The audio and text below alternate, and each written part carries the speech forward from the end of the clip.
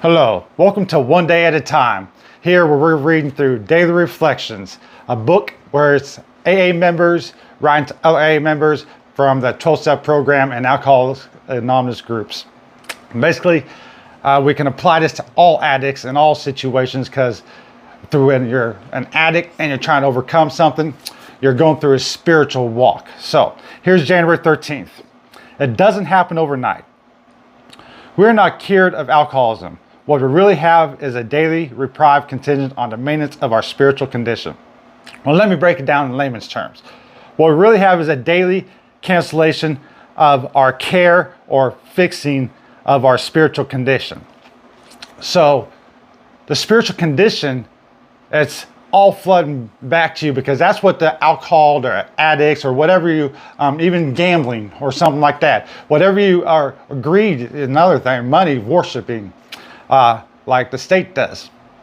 They would, the situation, it'll hold you back. You deprive your spiritual essence. So now you're trying to build your spiritual maintenance up. So we're not trying to cancel it. So this is where these fancy words have tricked and fooled probably many people, because we don't want to cancel our spiritual thing. When you quit alcohol, you're opening yourself up to the spirituality. You're making yourself sober-minded so you can acknowledge what's going on in the spirit and how it's reflecting you in the temporal physical world.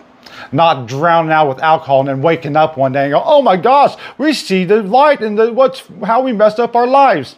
So now we're going to read on to one member speaking to another member. The most common alcohol fantasy seems to be, if I just don't drink, everything will be all right. Once the big fog cleared for me, I saw for the first time the mess my life had become. I had family, work, financial, and legal problems. I was hung up on old religious ideas. There were sides of my character to which I was inclined to stay blind, which because they easily could have convinced me that I was hopeless and pushed me toward escape again.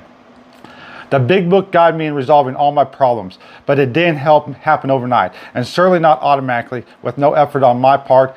I need always to recognize God's mercy and blessing that shine through any problem I have to face.